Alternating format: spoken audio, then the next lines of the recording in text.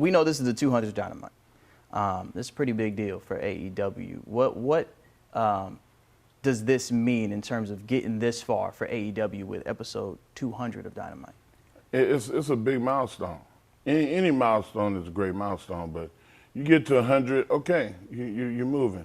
You get to 200, that's 3 to 4 years of programming, and that means you've had success because you're still here. Right. AEW is not hung on just what we're calling now a little bit of success. We want it all, and 200 is a good start. That's a great start, man. There might be some people saying, like, wait a minute, where Mark Henry at? We haven't seen you in the ring in a while. What exactly is your role with AEW? You know what, man? I'm kind of like Mr. Fix-It. Wherever they need me, that's where I'll go. If they need me to do media, if they need me to try to start some, developmental type things with young wrestlers, I'm all for that.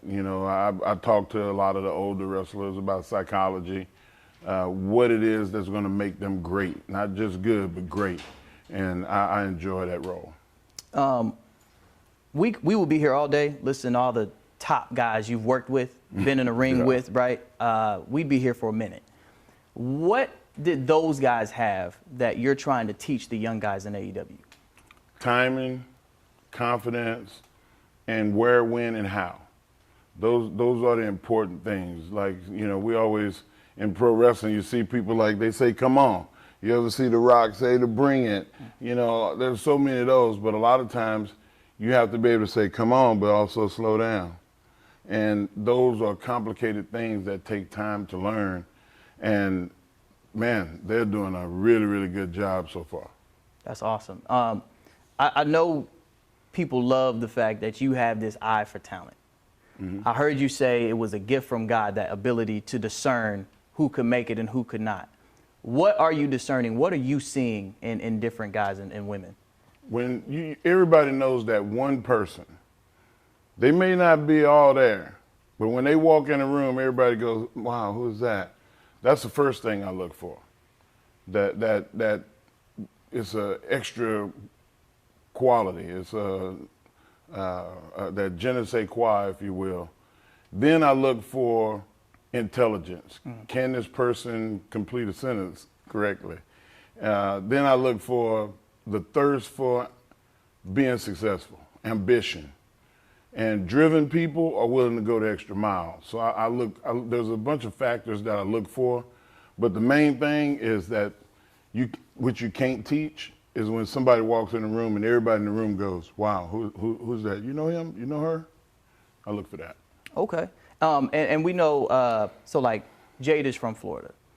A lot of talent has been back when there were territories down here, and we know the Briscoe brothers even had a dealership down here. This area means a lot to professional wrestling. What has Florida meant to your career, if anything? What do you think Florida means to wrestling as a whole? Well, a lot of the people that mentored me, including Joe Briscoe, who I call Dad, came from Florida. And even though Dusty Rhodes was born in Texas, he worked a lot at Sunshine Wrestling with the Briscoes. So, like, Dusty was another one of my mentors. We'd be here all day, like you said, with the top people that I work with. But even the developmental schools that were here, I had a lot of interaction with those coaches, and they did a really good job of mentoring me, and I'm just trying to pay it forward. And what is the best way, you think, in the modern age of wrestling, for someone to get noticed because of all there's so much talent on the AEW roster, and I know everybody, there's hunger in that locker room. What is like the best way to stand out and the best way to really get noticed? People will say, oh, social media. There's a bunch of people on social media that are not famous. In pro wrestling, you have to tell stories. You have to find an emotional tie. You have to make people love you. You have to make them hate you. You have to entertain them to where they can't get enough of you. Or we got this thing in wrestling called go away heat. You have to make them almost say, I don't want to even see this guy on my TV. if you cannot master those abilities, you're not going to be famous. You can make money. You can be okay. You can be the person that, gets beat, but the person that rises to the top, it's a feel thing. I got to emotionally feel when you walk into this, oh, this guy again. Oh, here she comes. Like you got to emote. You have to build those emotions, and I guess it would be honing your craft and honing those skills to be able to entertain.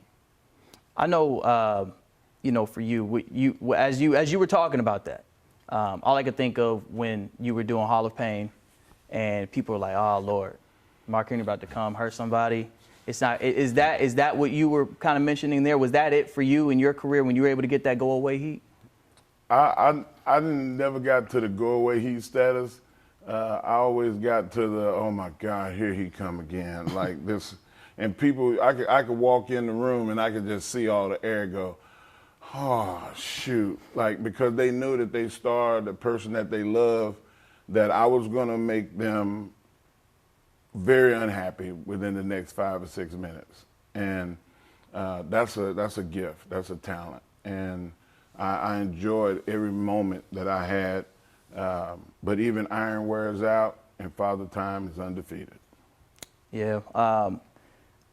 Do you have a one last match in you in AEW? Are we ever going to see that? One more World's Strongest Slam? I threaten my son all the time. I say, listen, man, if you do that one more time, part 2 of my killing spree is going to start. And he'll say, you ain't gonna do nothing. And he's probably right. It's in there, but I don't know what it'll take to bring it out. Okay. All right. That's fair. I just, selfishly, I want to see it, but I understand, man. Thank you. I was just watching, it was back in 2008. It was a WrestleMania Rewind night. I know you've previously talked about how uncomfortable the casket was at WrestleMania 22. What was it like having to do that a few years later? Because you and Undertaker did it again on Raw, and you got back into a casket. Was that something that you wanted to do, or how did that go about? I was less fearful the second time because I had oxygen. But man, it's a big deal now. People talk about mental health. I have anxiety issues. For me to be in that casket was incredible. And it actually helped me to not be so fearful. So the second time I wasn't as fearful as that first time. I don't like spiders. I don't like needles. Like there's a lot of things that will send me into that, okay, I need to go outside. There's not enough oxygen in this room. Like that, I don't know if you ever had anxiety issues, but definitely there's some things that can actually help you when you go through them. Okay.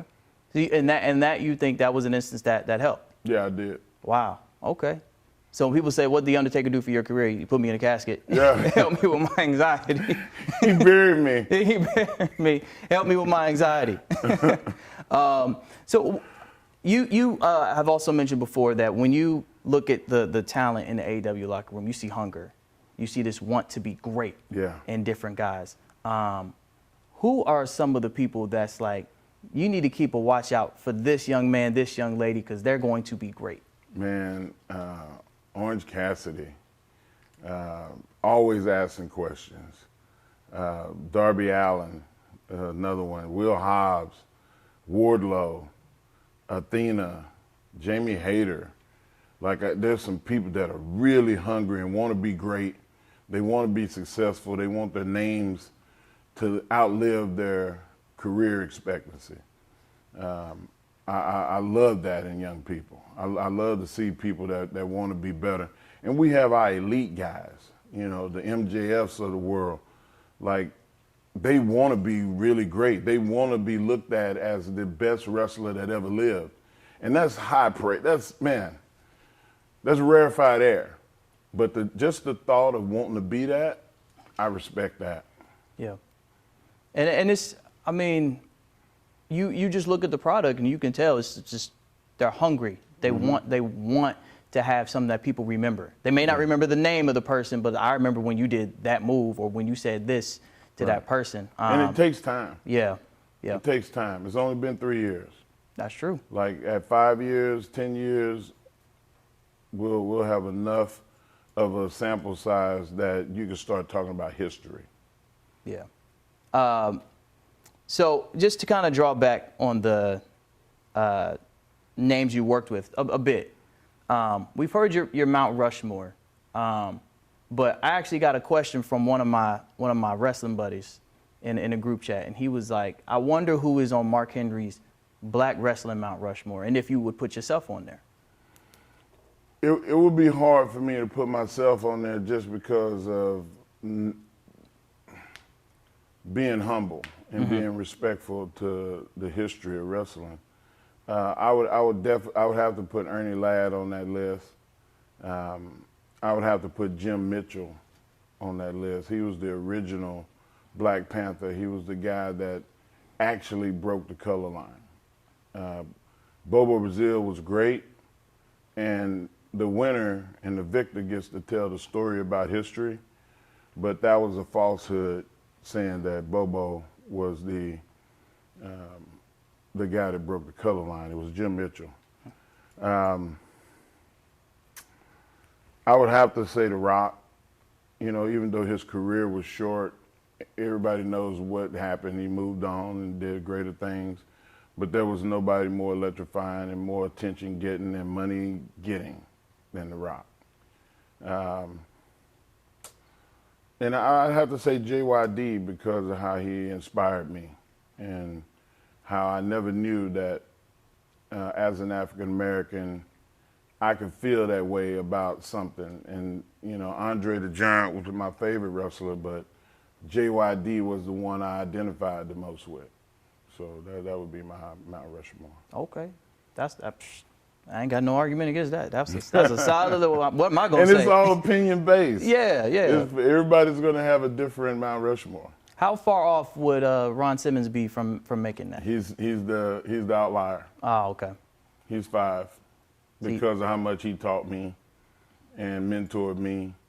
Ron was an incredible wrestler and the first guy to win a championship as an African American. But Ron's reigns were not like the other guys, and impact and influence was not like the other guys. But his influence and his ability to teach and lead, you know, benefited me. So I have him real high. Okay. Last thing here, what's coming up for AEW that we need to keep an eye out on? Tonight, obviously 200th episode of Dynamite, but what y'all got cooking? You know what, man, the future's bright. When I say it's bright, we already had the Bucks and Kenny Omega extend their contracts. We know that they're going to be with the company. There are other guys and girls that are, you know, in contract talks right now to extend their deals. So definitely the future is going to be bright as staying on top with the top talent. But AEW is moving at a pace that no other company in the world is moving at. 3 shows during the week, and that's just the start. Not to mention, we have a real big show coming up here in London at Wembley. 78,000 tickets already sold. And almost a month ago, I feel like that there could be 80, 85,000 in there, being optimistic. But I really love the fact that the development in the future is a big deal. You got Nick Wayne, just got signed, young guy, can't even go to a bar and buy a drink, but is wrestling and honing his skills. And is a sponge, comes up and asks questions. I just love the future of the business.